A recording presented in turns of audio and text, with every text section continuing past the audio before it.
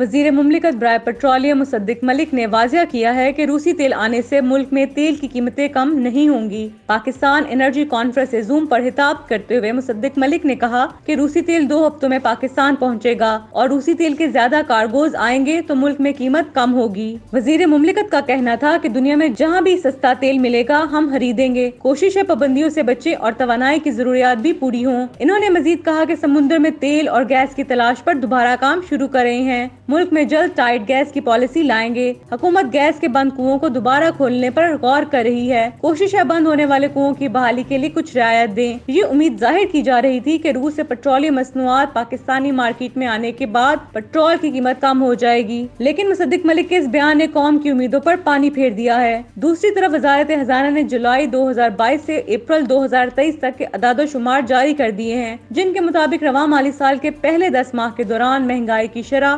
11% سے بڑھ کر 28.2% تک پہنچ گئی۔ دستاویزات میں کہا گیا ہے کہ اپریل کے مہینے میں CPI کی شرح 36.4% رہی، جو مارچ میں 35.4% تھی۔ دستاویز میں بتایا گیا ہے کہ رواں مالی سال کے 10 ماہ میں بڑی صنعتوں میں ترقی کی شرح 10.6% سے کم ہو کر -8.1 رہ گئی ہے۔ دستاویز کے مطابق جولائی سے اپریل تک پاکستان کا مالی خسارہ 11.7% اضافے سے 3,535 ارب روپے کا رہا، جو گزشتہ سال جولائی سے اپریل میں مالی خسارہ 3,165 ارب روپے تھا۔ دستاویز میں کہا گیا ہے کہ رواں مالی سال کے پہلے 10 ماہ میں پاکستان کا پرائمری بیلنس -447 ارب روپے سے کم ہو کر 504 ارب روپے رہا۔